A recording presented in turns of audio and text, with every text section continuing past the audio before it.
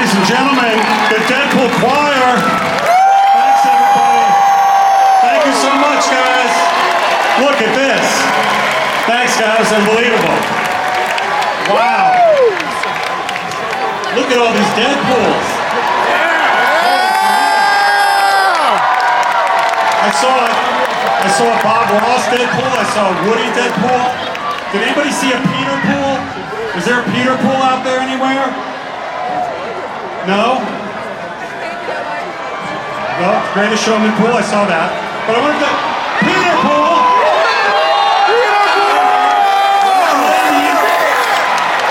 Peter Pool's going to be our moderator today. Cool. I love Hall H. We were here on Thursday. Did anybody see Deadpool and Wolverine? That team did an amazing job. Just minutes ago, it became the #1 R-rated opening weekend of all time. At the same time, the Marvel Cinematic Universe, of which Deadpool and Wolverine was our 34th, just crossed $30 billion at the box office, which is crazy. We had a great time here on Thursday. We had a great drone show. And they presented us after. Did you guys see this drone show? It was gigantic. Yeah! And there was a guy from the Guinness World Book of Records who came out and handed Luigi Esposito and I these plaques. We didn't really do the drone show, but we got the plaques because it was the biggest fictional character drone show ever, which is cool. We'll take it. Guinness book. But you know what I like? I like that Hall H doesn't just look back. We've looked back. Deadpool and Wolverine's in theaters. Hall H looks forward. Yeah! What is coming up next? So today we're going to talk about 3 movies we have coming out in 2025, the first of which is Captain America, Brave New World.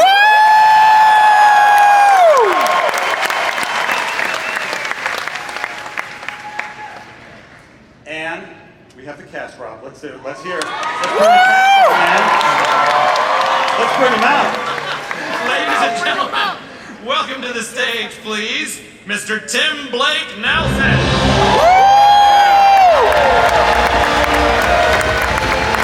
Danny Ramirez.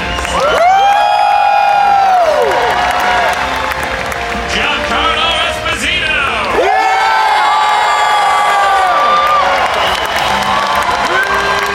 And Captain America himself, Anthony Mackie.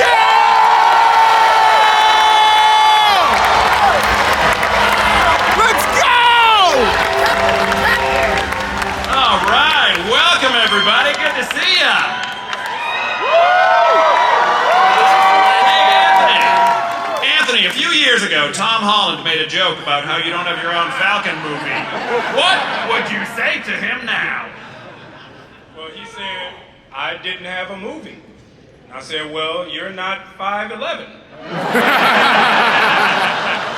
See what I'm talking about? I got a movie, but he ain't gonna be 5'11", though. Yes, Tom Holland, fuck you.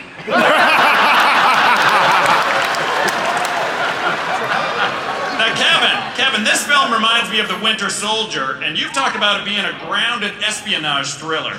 Were there any other films or projects, both in and outside of the MCU, you look to for inspiration? Well, you just said it, right? There was a movie, you guys might remember, 10 years ago called Captain America, The Winter Soldier.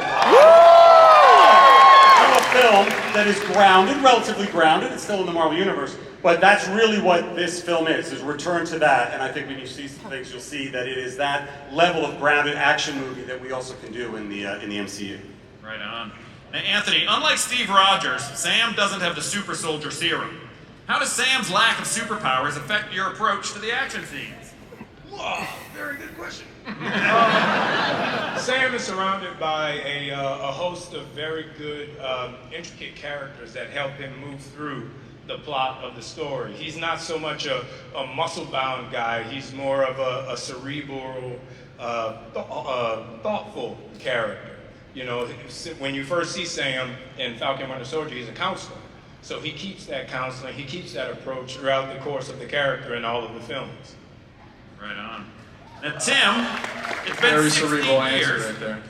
Punch Very people in the cerebral face. answer. I will punch you in the face. And counsel you. Yes, yes, yes. Tim, it's been 16 years since you first played this role. What's different about the leader this time around? I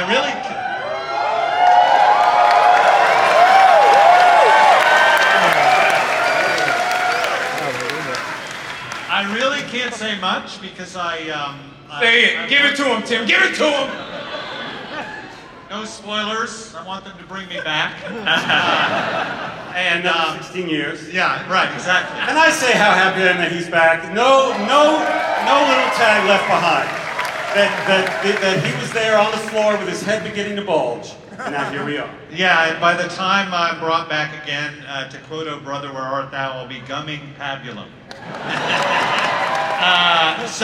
Anyway, they wrote a great story for him, and I think people are going to be pretty excited.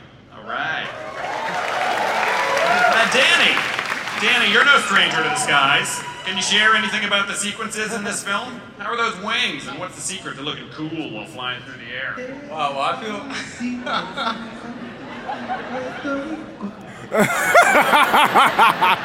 I'm gone. I'm out. No, I think. Well, that's one of the first times I hear it out loud too, said in public. But I feel at home in the skies, and so it's cool to take these wings that have gone through many iterations and some wear and tear for years and years. I thought they also came with knee braces too because they're a little bit older, but.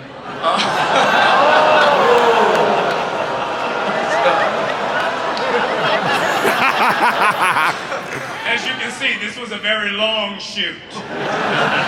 Very long. But it felt good to be back up there. All right. Hey, Giancarlo.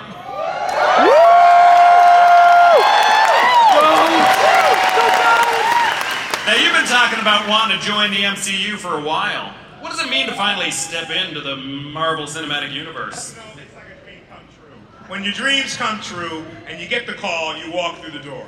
I have a great deal of gratitude for all the fans who really had this dream come true because it was fan casting that linked us together and we started to talk. And so everyone wanted me to do one thing or another thing. It's been a lot of guessing going about who I really am.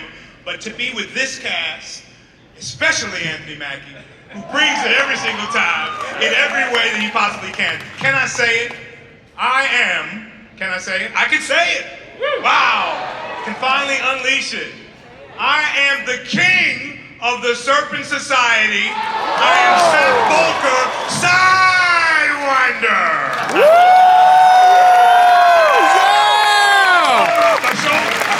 Let it all go now. Thank you so much, Mr. Piper. All right, for our last question, gang. Anthony, you've said before that the shield can be pretty heavy. What's the secret to wielding both the shield and the wings? That's a very good question. Why didn't any prompt me on it? It's interesting just because I never realized how heavy the shield was. And my costume is pretty heavy. And there's a lot of responsibility and a lot of background and everything that comes with it. And I couldn't have a better group of people, even the ones who aren't here, the cast members I had, and the ones who are standing before you to help me with that responsibility and make sure that these characters came to life truthfully and this story was told in a truthful way. All right. Now, you'll notice our director, Julius Ona, is not here. He tested positive for COVID. That fool tried to give me COVID over Zoom. He is not here. He tried to give me COVID over Zoom. We ain't gonna talk about it. I'm gonna call him right now. But thankfully, he sent us something to share with you. He sent a scene from Captain America: Brave New World just for you, and we're all gonna watch it right now.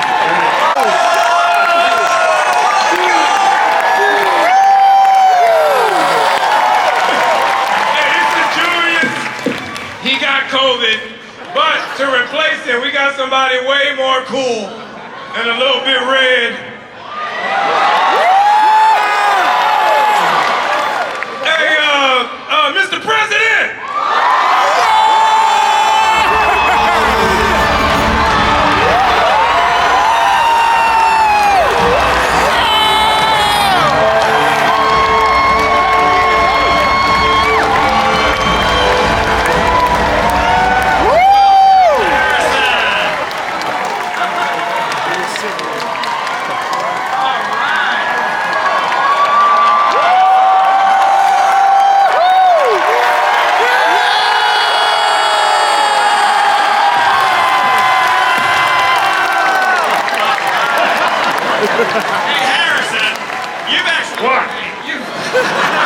You've played a U.S. president before. What makes Thaddeus Ross different? And did you really just not want to grow a mustache? I know.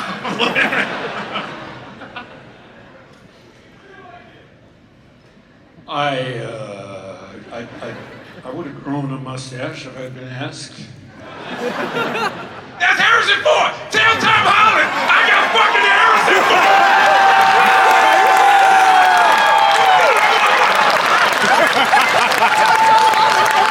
My bad. My crew hard. Get him, Harrison. Get him, dog. Get him. It's been like this for a long time. It's not my fault. Now, you asked me a question about being the president. I did, yeah. We'll make this one different.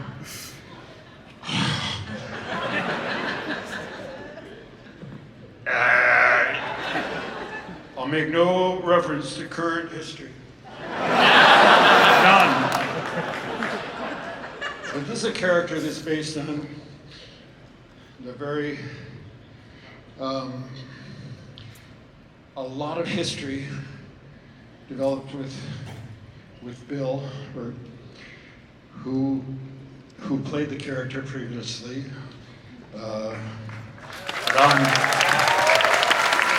But now, I am Thaddeus, and I am delighted, and I am proud to become a member of the Marvel Universe.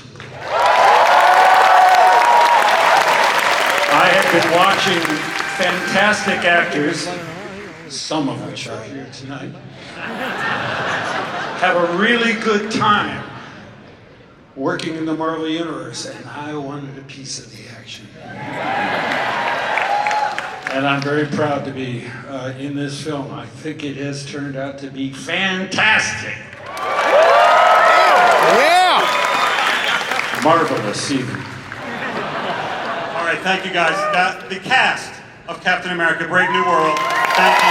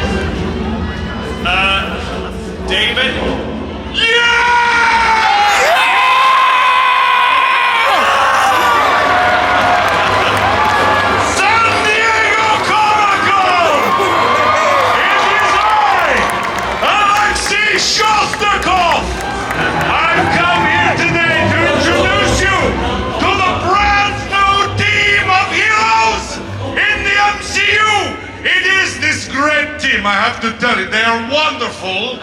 They are the Thunderbolts. We think all the same thoughts. We take care of each other. We show up for each other. Let me introduce you to... Oh my God. You guys didn't dress up?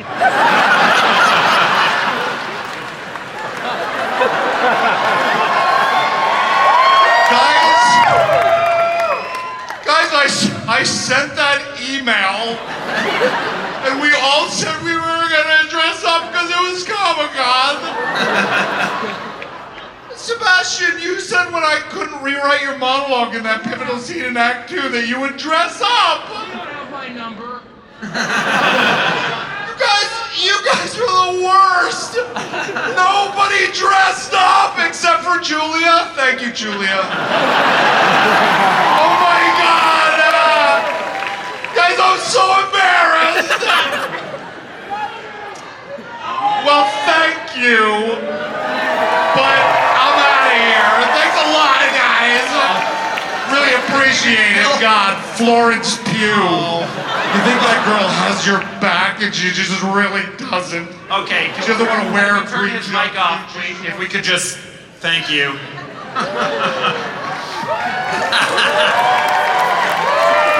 Hey, Kevin, help me understand this. Harrison Ford is playing President Thunderbolt Ross in Brave New World, but he's not actually in Thunderbolts. What's going on? That is correct. Mr. Ford plays Thaddeus Thunderbolt Ross, and these wonderful actors play the Thunderbolts because sometimes in 85 years of comic history, writers and artists use the same name. Understood. Hey, Jake, what's with the asterisk?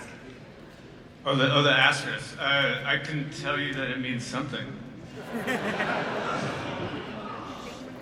You want me to tell them what it means? You don't. No. You have to see the movie. Hey, Sebastian. Sebastian, it's been over 13 years, 8 movie appearances, a live-action series. You're a Marvel veteran at this point. What stands out for you about Thunderbolt's asterisk? What's my thoughts about it? What stands out about Thunderbolts? Not David Harbour. This one, I think. This one right here. I have some suspicious thoughts. I hope you said boots and not boobs. Not even started filming this yet. It starts filming Tuesday in the UK. Pedro is there and sent a picture with all of them. You saw that online. But our director was willing to fly all through the night to be here with you, ladies and gentlemen, our director, Matt Shackman.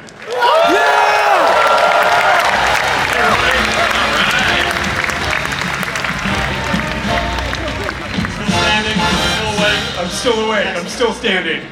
Welcome, Matt. Hey, Matt, the Fantastic Four have some of the most iconic powers in Marvel history, from Reed's stretchy limbs to Johnny's fire abilities. How do you want to bring those powers to life on screen? I love the Fantastic Four. I love their power set, and it's one of the things we've worked the hardest on, because we want to be true to the comics, but we also want to be true to life. We want to root it in physics and anatomy and all those things that can make it feel incredibly real. So we've done tons of tests and concept art and storyboarding and VFX tests and research. We've talked to scientists, we've talked to animal experts, we've talked to everybody. We've gone out into the desert to find the best rock to make the thing from, right? We've done everything we can to make it amazing. Right on. And you journeyed through the decades with WandaVision, and we know that Fantastic Four... WandaVision, Matt directed every episode. We know that Fantastic Four is set in a version of 1960s New York. Were there any 60s details you wanted to make sure to include? I mean, the same approach to the powers. We want to do our research. We want to be authentic. We want to bring it to life in a very real way. But at the same time, we also are not doing just the 60s, right? We're doing a retro future 60s. So a lot of it was about finding inspiration from the futurists of that time, especially Sid Mead, and using that as sort of inspiration to build a whole new world that is part the New York that you know from the 60s and something you've never seen before. But more than just the visual aesthetics, the 60s to me is all about optimism. It's about looking to the stars and about dreaming, about traveling into space. It's about how with the right heart and the right mind you could do anything, which is what the Fantastic Four is all about. And so it's more about capturing the spirit and the tone, which is not a bad segue because I put something together for you guys. And we haven't started shooting yet, but we put together a little bit of pre-shoot stuff, some animatics. We've kind of cobbled together something to give you a sense of what this movie will be about. And so, do you guys want to see it? Yeah! Let's do it.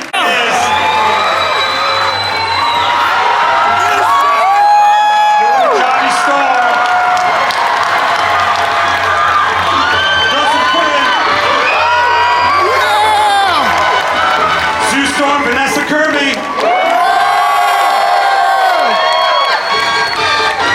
fantastic Pedro Pascal.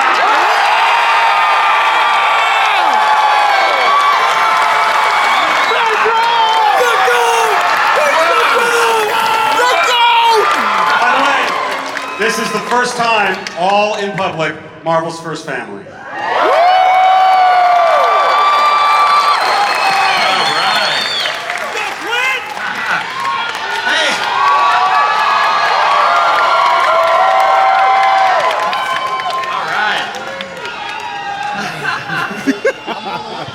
Okay, guys.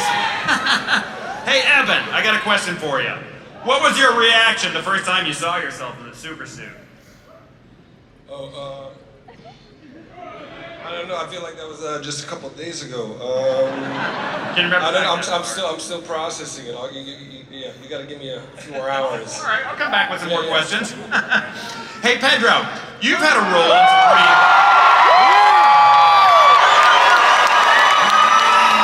Role in some pretty impressive nerd franchises. What feels different about joining the MCU? New family. Nobody knows that Matt and I have known each other for like 25 years. And we started with the same talent manager, actually, and he almost became my roommate in 1999, but he came and he saw the place and was like, yeah, I'm good. So that's different. That's a true story, yep. Oh, I love that. Hey, Vanessa and Joseph, you two play siblings. Did you do any brother-sister bonding to prepare? Well, we're both the only Brits in the cast, aren't we, pretty much? That's the truth. So we're going to get down the pub and make everyone come with us, because we're filming in London, aren't we? We're the Londoners, so we've got to show everyone a good time. Seems only right, yes. Right on. Hey, Eben, we're here in Hall H with some MCU veterans. Did you get any advice from fellow Marvel actors about joining the MCU? Good question, Rob.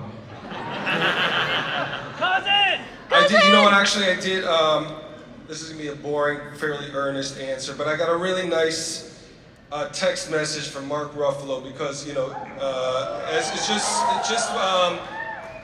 to sort of demystify the process of motion capture, and because it's something I've never really done before.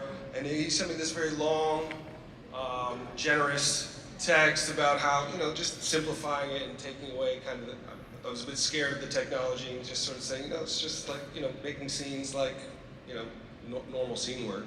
Right on. So that was real advice. That's very nice. Let's see here. Hey, Joseph, with this 60-plus years legacy of this title, and this being Marvel Studios' first venture with these characters, what's one thing you hope to bring out from your character that fans could be excited for? Evan? What am I going to bring to it? I think we're all collectively going to bring an essence that is a family. Rather than thinking about what we individually are going to bring, it's a team sport, this, and we're all going to work very hard to bring a feeling of a family to this film. That's what it needs. Got a question for Vanessa. After a week of rehearsals and the pre-shoot, what new things have you learned about your family?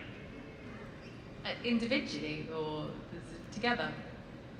Yeah, I guess, you know what? I don't think I've laughed so much in a rehearsal period before. We laugh so much, and it's so beautiful to be at work. And, you know, we're all really so dedicated to try and make it the best we can, and we feel so kind of, we want to do it justice, and it's amazing reading the comics from the 60s and all the way up and seeing this family that has traveled with so many people in life. I feel so honored to be a part of it, and but to laugh through it, which I hope we can capture in the movie, because when you read the comics, it's got such joy in it, and so I think we can all say we've laughed a lot. We've cried with laughter many days, so hopefully we can bring that to the movies. But you start shooting on Monday back in the UK. Don't you have to get to work? We gotta go. Yeah. Got the plane to Bye. fly. They literally have to fly back, but the good thing about that is they have their own fantastic car, which will take them back to the UK hopefully very, very quickly.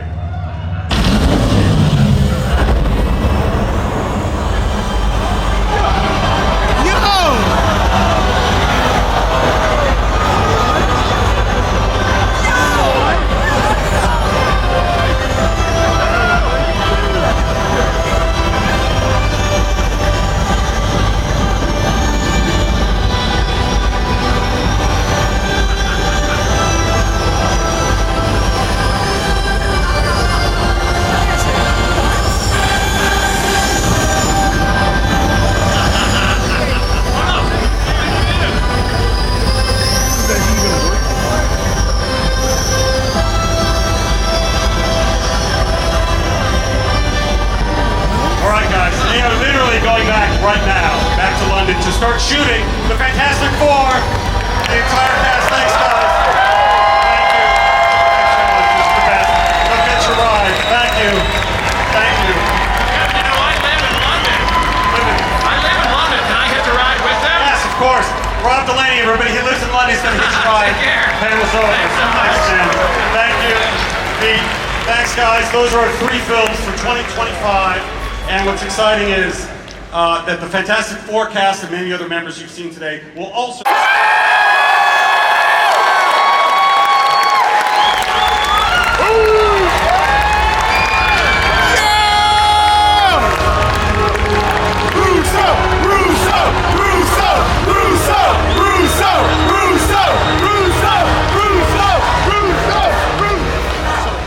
Oh my God, we missed you guys.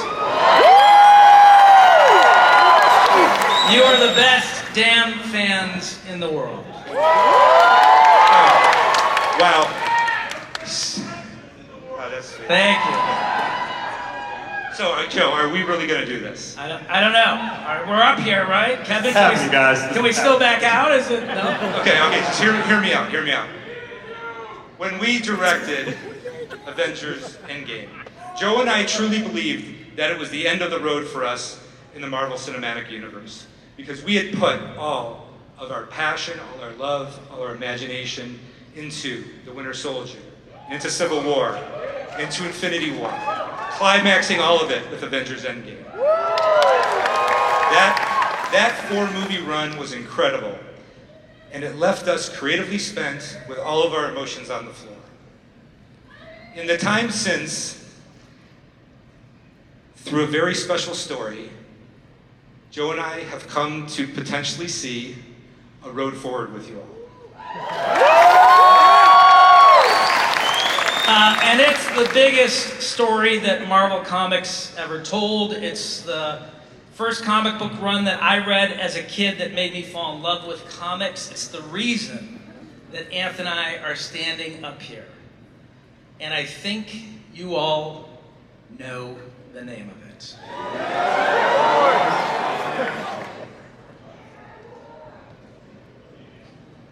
The name is...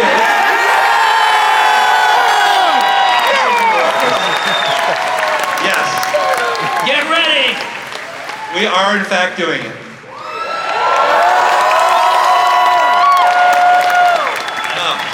I bet you didn't see that coming. And look at, as fans of the comic know, Secret Wars is incredibly ambitious. The magnitude of the filmmaking, the vastness of the storytelling, world-colliding epicness, all of this made Joe and I understand that we would need to make another essential movie first in order for all of us to be ready for Secret Wars. Yeah, there is one very, very important character that is required to do Secret Wars justice. And it's a character that Marvel has not introduced yet. And it could be the most important character in all of the Marvel universe.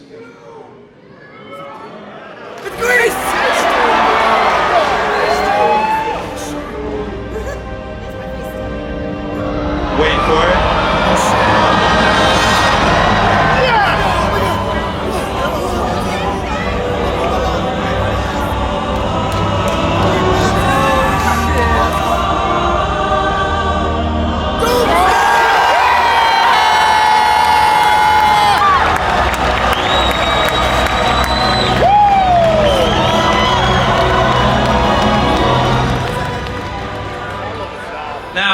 Listen, if we're gonna bring Victor Von Doom to the screen, and he is one of the more complex characters in all of comics, right, Kevin?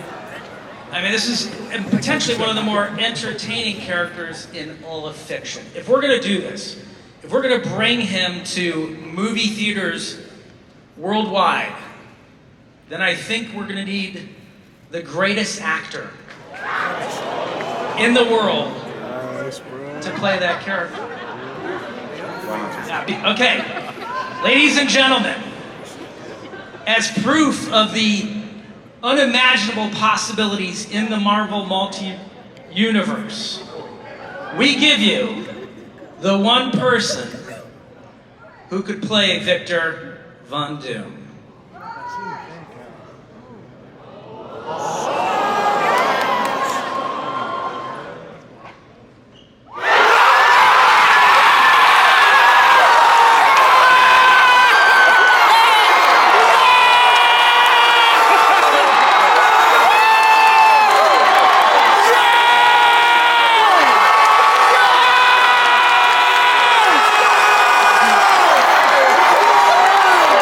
New mask. Same task. What can I tell you? I like playing complicated characters.